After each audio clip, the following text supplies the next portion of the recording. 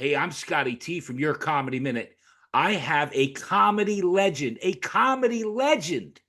with me today. Helaine Witt is here. Helaine, thank you so much for being here. How are you? Oh, I'm so excited to have this interview with Scott. Oh, I've you been lie, waiting for it. you lie. Don't start off lying right No, away. no, for several weeks, ever since everyone else had one. And then I'd like, Scott, can I have one? Oh, no, I conveniently got very ill and I can't have it yet. Oh, you lie like a rug. You lie like a rug. You lie like a rug. Linda Marcus Smith and we talked, and I tried to get you on, and you're busier than a centipede at a toe counting contest. I'll tell you what, I am so giddy. I told Linda this, and I'll tell you, I feel like a woodpecker in a lumber yard. That's how I feel today. It's so sweet. Well, you're in New York, right? Yeah, and 14 miles from Times Square. Okay, and were you born and raised in New York? I was raised near the Belmont racetrack. It's a couple of miles from here. Okay, so you're born and raised. Now, I've done some research. You started doing comedy in the 80s in San Francisco. How did that come about? Thank you. Yeah. Did you say had that happen? Yeah, how did that come about? Okay, I had a bad situation in New York. I lost my job. I broke up with my husband. So I Okay. wanted a new life. And all my friends were moving to California because it was if you're going to San Francisco, we're Right, flowering right. air, Okay. and everyone was moving out. So I started a new life. So there I am in San Francisco walking down the street, Right. and it's called Clement Street. And as I walked down the street, this guy was wearing a leisure suit. He had greasy hair. He's known for this. And he was barking outside a comedy club. I knew nothing about comedy or San Francisco, Right. nothing. And he was going, comedy, comedy, comedy, come to the comedy club. And he said, why don't you come in? And it was the farthest thing from my mind. I don't know why I went in. Right. But he said, stand on the stage and look around. Well, little did I know Robin Williams was from there. Yeah. Dana Carvey was from there. Rob Schneider. Um, Stephen Pearl. I wrote down a batch of names of people that were there, and you were all influences of you, all people that influenced you. yeah, but what happened was John Cantu, the guy, by the time I walked out, he sold me three classes: improv, Right. writing, and stand up. Stand up. And Right. teacher I had for the improv was in Robin Williams' comedy troupe, and it was called Papaya Juice. A lot of people don't know this. If you Google it, you might not see it, but it Right. was called Papaya Juice. So the teacher I had was from Robin's troupe. I used to watch the troupe perform there. Okay. So Robin went off to Mork and Mindy at that time, so that Right. this guy had time, and that's what I'll say about that. And then sending the joke, John Cantu is the same fella who said, send your jokes to your most, but the comics you want to write for. You write a query letter that had a different meaning than a query letter, and it'll say, what jokes does Joan Rivers need now? Okay. So she was doing Liz Taylor jokes on Johnny Carson, and they actually answered me like I was an insider. Oh, you're going to write some jokes for her? Write them about Liz Taylor right now. So I couldn't believe it. It was that easy. Now people say, how did you get the address? John Cantu said, go to the library. They had books in those days, ladies and gentlemen. And there was a reference book of all the managers of all the famous people. Yeah. And that's how I did it. And one day I got a pink envelope with $10 in it, and she bought a joke. She bought 10 altogether. Do you want me to talk without you asking me questions? Because I could tell you another No, part of no, it. because you jumped ahead, but I've got a little prop because I knew this, and Yes, I showed this before. that's what influenced me. Yes, Okay, now hold that's on. I don't know if you exactly ever what saw this, influenced me. and we'll have to What? talk about this because maybe I can send you some of this stuff. Have you ever seen the inner sleeve? I love that Oh yes, picture. because I played the record every day, Scott, and I started to channel her like I thought like her. I played Yeah. it every day. So when I walked down the street, I'd think, what would Joan Rivers say? It I brainwashed me into writing the jokes for her. Well, Helene, I got to tell you, I love Joan Rivers. And my feeling today is that, and I've said this, I make no bones about it. I wish I could have nothing but female comics on. I just love female comics. Oh, that's so I sweet. mean it on the show. But so, Tom Padovano was on, and Tom wrote jokes for Rodney Dangerfield and Joan Rivers and Phyllis Diller. And I just find it so interesting because, here you took this class and now you're writing jokes for Joan Rivers. 10 of them. He might have written 1,000 or 4,000. Oh, He's a really? very good friend of mine, but he's very modest. Yeah, Tom was great, and I just had the utmost respect. I called him a comedy legend, like I'll call you a comedy legend. So sweet. Now Yeah, let's. we go to this class on Saturday morning every morning, and he was there this morning. And you know what else we do together? He'll say, "There's a mic in my neighborhood. Right. Here's the day. Here's the person." And then I say, "I heard about a mic. Would you like to drive all the way to my mic?" Okay. So you're still performing as much as again, I'm friends with you on Facebook. You perform and are as busy as busy gets. You opening of an Thank you. envelope, you'll go. That's funny. You have a lot of these funny slogans. I guess you call them, what do you call those kind of jokes you have? Uh, There is this is this. Me being an idiot, I think that's what they'd That's call. funny. Well, you know what? I didn't do comedy all the time.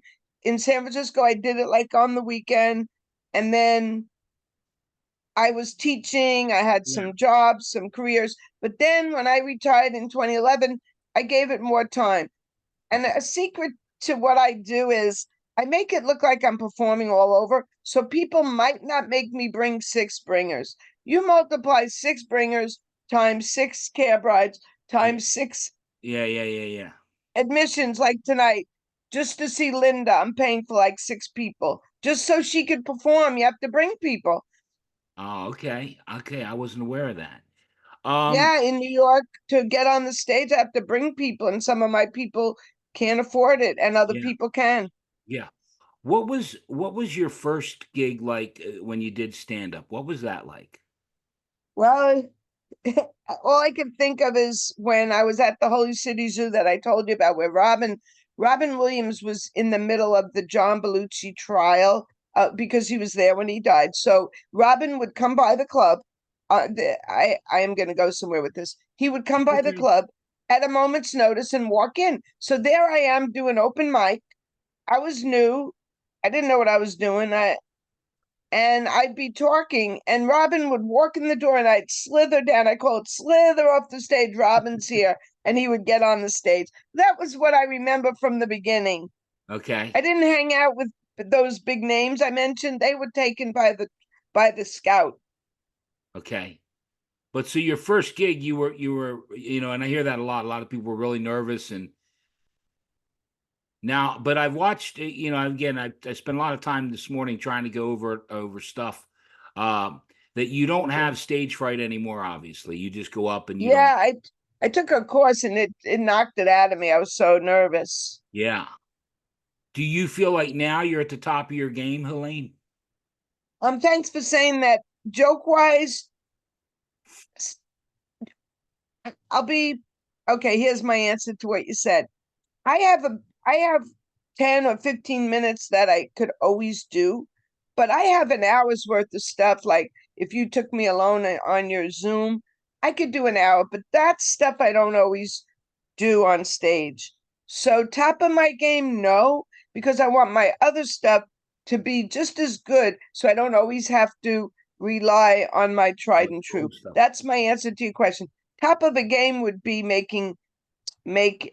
having to bring people. To me, that's my goal. I have a pension. I was a teacher, so I Yeah. don't need to do it for a living. I'm being honest, but Yeah. I No. wouldn't mind not having to bring six people and worry, oh, I only have five. Like to go to the Yeah. That's to that's go that seems. to a casino. The man called me, he said, "Do you have your six people?" Well, these people live in Connecticut or Massachusetts, and it's a nail biter. What if I walk in? I got a room for $300. I pay all those tolls, 3 hours of driving. What if I walk in and I only have five? Are they going to make me go home? So that's what I don't like. Yeah. No. That sounds ridiculous, to be honest with you. Especially someone of But your stature who's been doing it so that's long. sweet. That's No, sweet. Len, I yeah, just call him like I see him, Helaine. I don't, I'm like you. I don't need to do this. I'm doing it because I love it. I want to bring joy to people's lives. I'm trying to show a sweet. side of comedians that others don't show. That's why, Hmm. I was nervous about talking to you this morning. I even called you and said, can we go over this? Because, I want to cover everything, but also want it to be fresh for people that have never seen Helaine, and don't know about So you. sweet. Scott, I look at this as an opportunity of a lifetime. I spoke to my friend who happened to be in Fiddler on the Roof. She played the Right. main daughter from Uh-huh. Sunrise Sunset, that song. And Right. she said, I can't believe you're doing an interview. Like we look at it with such excitement. I can't believe in 15 minutes you're going to do an interview, Well, she said it's to me. for me, I love comedy. I met Rodney Dangerfield. I met Lewis Black, Stephen Wright. I had a conversation with Bob Saget. I had a conversation with George Carlin. I love comedy. Wow, you're I've, young. I'm young. Just You're stop it. young and you met George Carlin. Oh, just stop it. Just stop it.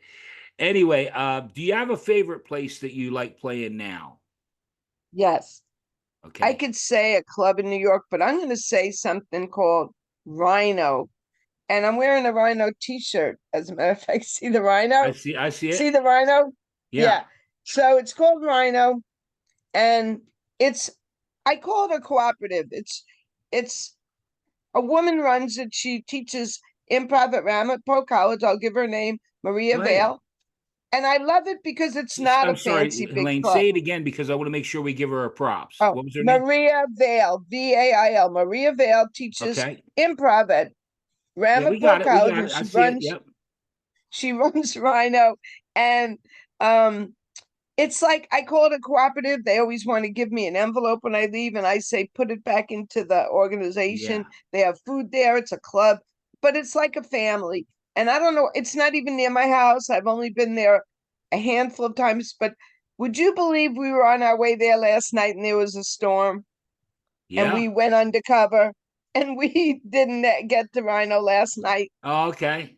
Yeah, it was a because bad I didn't storm have here. a spot. She was doing improv and she said we could participate, and I never got there. Okay. So that's your favorite place to play.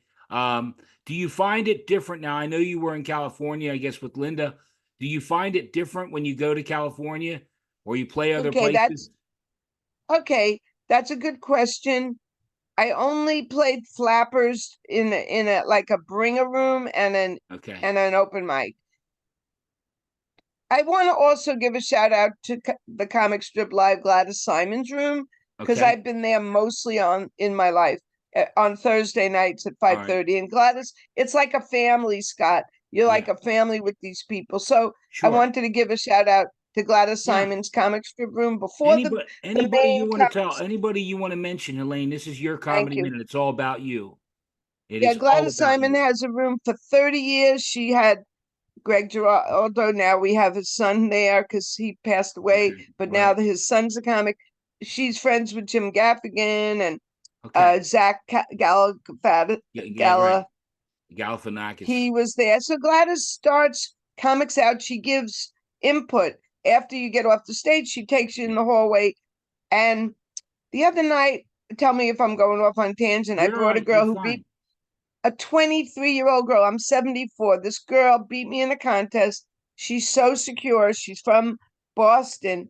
She drove to New York last Just, night just, because it's her first time performing. And Comic Strip is a real club. So even though you're in Gladys's developmental room at 5:30, she was on a headlining stage, Comic Strip. So it brought me joy that Gladys let her up. yeah. I only met her about less than a month ago, Right, and there right, she right. is in New York City on Yeah. a stage. So things like that bring me happiness. Yeah. Well, I got to be honest, I'm happy when I get people on here, especially now someone like you that's been around a long time. It makes me nervous. But when I have younger comedians that are just starting out and they're so thankful to come on, and I love their energy, because some of the more established, and I won't name, kind of like you didn't want to name. There's one comedian in particular that 20 years he's been doing it, and he came on here and he was a total. And I just Wow. I don't need that. I don't need that. started telling me what I need to do. And I'm 62 years old, buddy. I don't need to do anything. I'm only doing this because I want to, bring joy to people's lives and make people laugh. It's unfortunate there's a lot of egos. Like I worked in the music business, a lot of egos in comedy that they think they know comedy better than anybody, and I don't believe that. Some of the youngsters act like that, and they're making a big mistake. Yeah. Well, the story you just told about the 20-something-year-old girl came on last night and kicks butt. I that's why I don't think you have to be doing comedy for 20 years to be good. There's some people, it's like a guitar player, a musician that can pick up the guitar and can play just as fluently as some guy that's been playing for 30 years. Right. Some people just have it. Yeah. But well, let's go because I want to get to what I consider the meat of this thing. Hey, where are you? Get your no, the other way. There you go. Come back to I me. was showing Okay. top. I found out you're going to England. And I got to give a little, this is my little portion of this show, because I saw the Helaine's going to England and someone wrote a comment that you love the Beatles. And I thought, oh, I'm going to impress Helaine. I'm going to send her my picture with Ringo Starr. I don't see it. I sent it to you and you told me, go ahead. What? Go What did I ahead. say? I know I met John and Paul. Oh, and My Ringo little and George. Ringo picture. My little Ringo picture. I I said, golly, mean, man. Ringo's that's like the terrible. I Ringo's hate like to the do least of the one-upmanship. favorite Beatles. But so anyway, and then you sent me a YouTube video about how you met them for the first time. If you want to tell the people just the short version of that, that's an amazing Okay. story. Okay, when I was 16, I got hit with Beatlemania like a lot of people my age, and Right. I blew out my candles, and all the girls at the party at the Sweet 16 knew Right. I was hoping to meet the Beatles. And my friend Jude and I schemed and saved money and went into a closet to listen to eavesdrop on where they were going to be. And I even went to college in Brooklyn so I could be near Manhattan in case the Beatles came to town. Right. And we ended up meeting John and Paul and walking around Central Park. And the biggest Beatle historian is going to get my story when I go to England. We're going to meet and I'm going to give him the story, even though he's going to tell it at seminars and put it in his historian Beatle books. But that's it. Because why am I doing that? Paul McCartney put my Beatle picture of he and John in New York City on a park bench. He put it in his lyrics book. So I had to Wow. write to Paul McCartney's people and say, hey, not for nothing, as a New Yorker would say. I don't say that. Not for But nothing. Yeah. I don't say that, but that's what they would say. Yeah, Not right. for nothing. Paul McCartney's the richest guy on the planet, almost, and he put my picture in his book. That's my picture. Well, the Paul's office wanted to know how Paul got it, and it all I goes. want some royalties, Paul. I'll tell you what, after this interview, I'm gonna get on because I got a couple more tricks up my sleeve. But what I found really interesting about that story, and again, and I'll put the link to the interview on this when we air it, with your story, the whole story. But one of the things I thought was really cool was your parents, you didn't even go home that night or whatever, and you just threw caution to the wind just to meet the Beatles. Yep. And I lied about going to England. My mother said, if you're going to England and it's not for that museum tour, if you know That's me, great. I'll never go on a museum tour, even now that I'm 74. I'm not going on a museum. Ma, you don't That's have a not clue as to who I am. right, If you're right. going to England to see those Beatles, if it's Well, not a let's talk museum tour, about your room because I have a couple things but I don't have anything. You have a whole Beatles room. There's a lot of people that have, like a Dallas Cowboy room. Buddy of mine has a Cowboy room. Another buddy of mine has a Redskins room. You have a Beatles room. Look at all that stuff. and now we cleaned out the rest of the apartment, so a lot of things are on the floor, but Okay. this is the upper part of the Beatle room. Yeah. Well, I got a couple things I'm hoping. I pulled a couple things because, as I told you, man, it's very cool. Uh, I had a couple things. I told you I worked in the music business, and I pulled a couple things, just a couple things, just in case you haven't seen them. There's Oh boy, Watching the nice. Wheels, and that's I actually have the record. I have picture sleeves someone And then recently gave to I me. pulled this one for you. Again, I have That's the when I knew record. you were young, Scott. I knew you were Oh, would young you because you had stop with the young? I don't feel young. Here's your boy. Here, Helaine, come back. Where'd you go? I I started showing you my want to show stuff. you my picture sleeves. I want to Okay. show you my picture sleeves. I thought we weren't gonna have a contest. You said we weren't gonna have a contest. Here's Come oh on. wow. Okay, Someone there's gave your me these. McCartney. All right. I had a Ringo Starr with a like that, real old. Oh, this broke. It's a beautiful clock. My friend in England, which is the reason I'm going to England, this was beautiful and it fell a couple of Yeah. times, but it's a Apple very Records. nice, very I have an nice Apple. I indeed. have a poster I'm going to try and find and send it to you. It came from EMI or Capitol Records This that is I got. Lego. I'm interrupting you. That's Legos. You see, John, that's Legos. Okay. Yeah. Yeah, it's neat Okay. when you have a band like that. Your story about meeting John and Paul, my story's similar with Cheap Trick. Oh, I found out they were playing here in York, and I found out, and I asked the guy where they were staying, and I went to the hotel, and sure enough, Rick and the guys came in, and I got to meet them, and it was just, and I got to be friends with them then over the years. Oh, wow. here I That's have one exciting. more. Here I have one more, and this has the book. Although the book's starting to come out, there's a. But yeah, Nice. I'm a Beatles fan. I have to ask you, do you have a favorite Beatles song? Um, oh, I have a stack of Beatle albums too. What's it? Couple. Do you have a Um, favorite Beatles song? um, Because I'll you tell you know what I mine. love? Do you listen to Sirius when the Beatles songs come on? I don't have Sirius, but I know. I mean, I know most of the Beatles songs. No, no, that's not why I said it. When the old ones come on, like Ask Me Why or Please Please Me, I Right. listen to the harmony of John and Paul. I can't hear that too much. Do I have a favorite? Believe it or not, no. It used to be 8 days a week when I was in high school, but I just love hearing John. And, my two friends were on Across the Universe, Lizzie and Gayleen.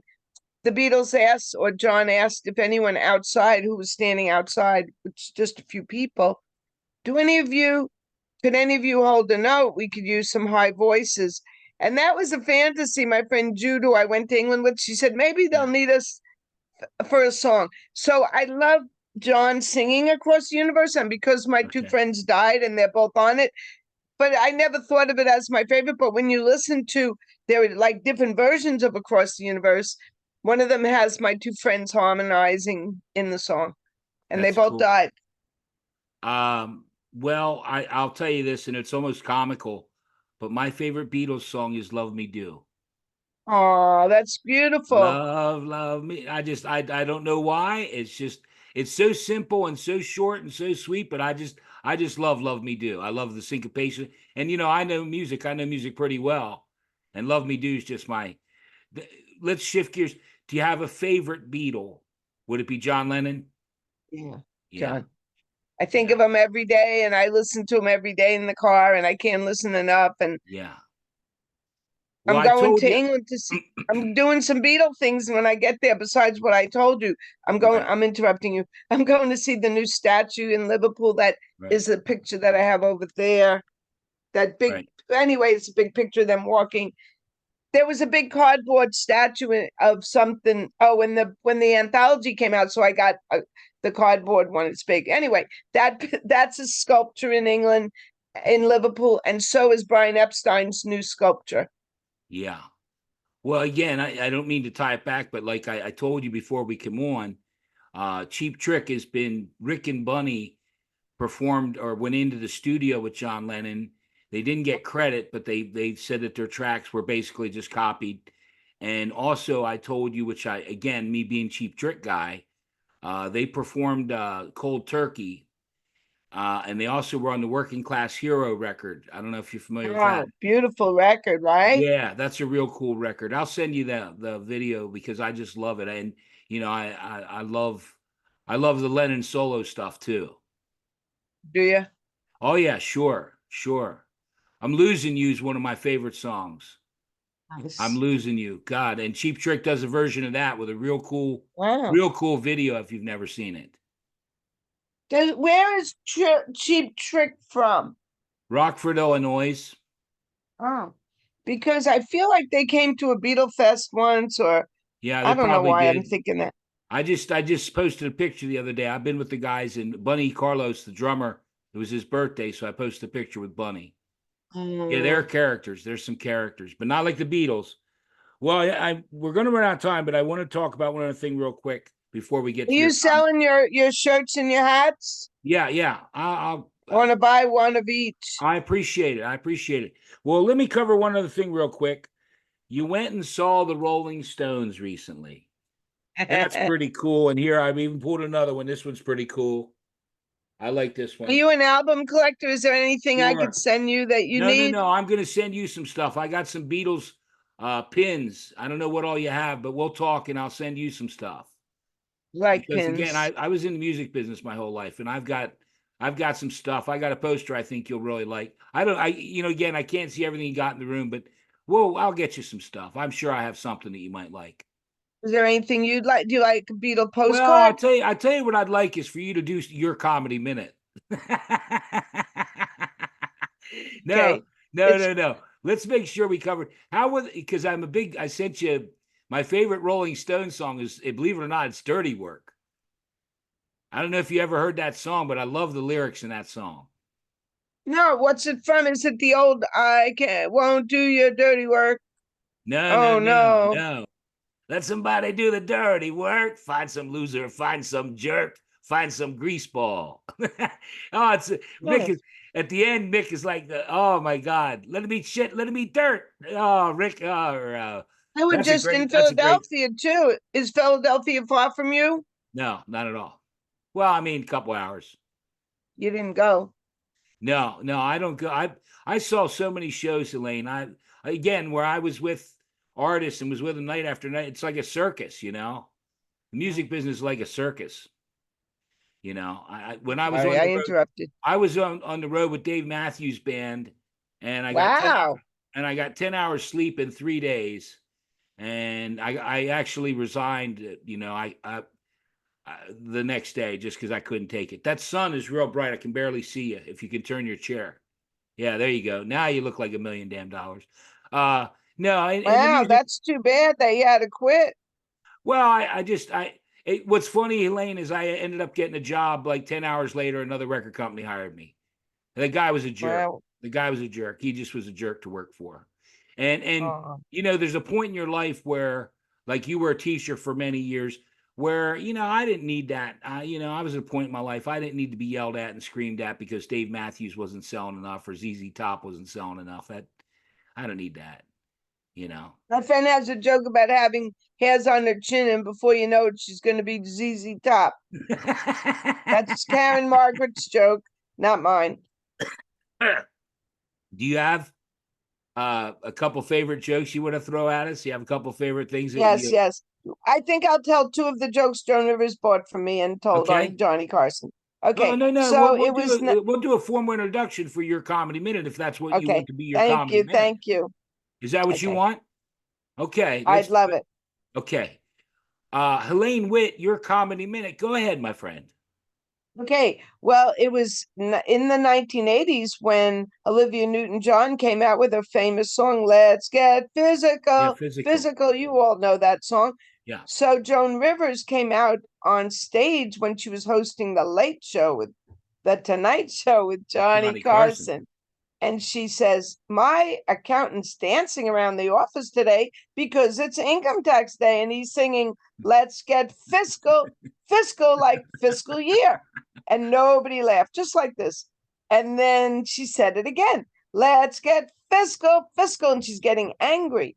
Yeah. And then she said it for the third time, let's get fiscal, Still, that was going to be the big joke. So I bombed on Johnny Carson 3 times with one joke. So I'm proud of that. And then the other joke that got a few more laughs was in Los Angeles, statistically, every marriage ends in divorce. So I put my money in the infidelity savings bank instead of the fidelity savings Right, bank, right, just to right. explain the joke.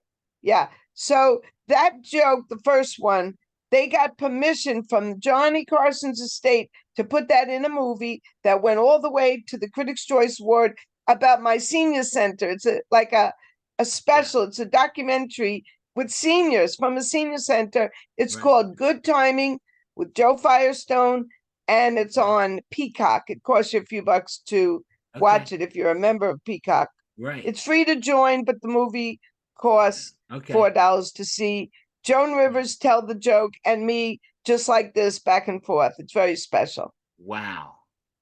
Yeah, you've done so much, and just to, I don't think kids today can wrap their head around that. I know they can't.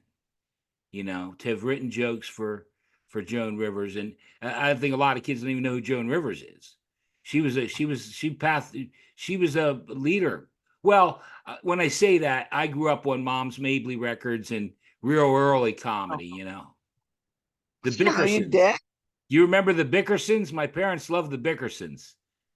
Don Amici and Francis Langford. Boy, your parents were watching and you were a little boy. Yeah, yeah. Well, no, I like I told you, I love comedy. That's why I'm Yeah, so grateful to have you on.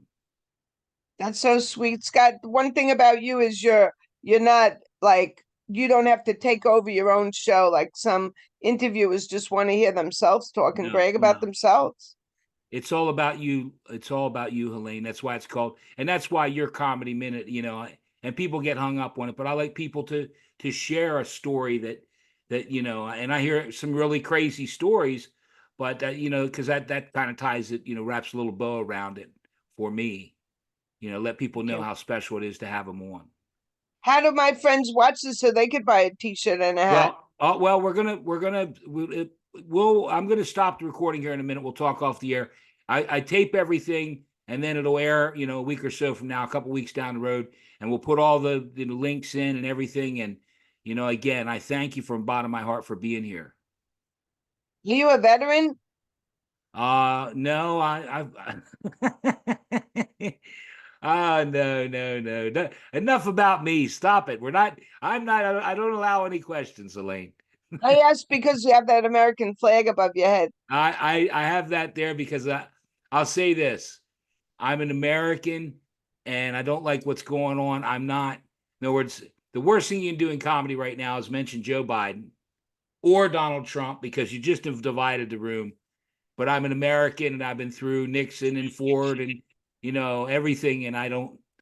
I pray that we get back to being Americans. Yeah, I agree with you. Okay. This Oh, was Yellow over Submarine. my That's head. cool. This Oh, this was yeah, a yeah, birth. yeah. I saw that before years ago. Really cool. Well, let me stop the Yeah. recording, and we'll chat a little bit off the air. Thank you so much for being here. Thank you, everyone. Thank you. Okay, Scott, you're cool. so generous. Okay, Thank you. cool.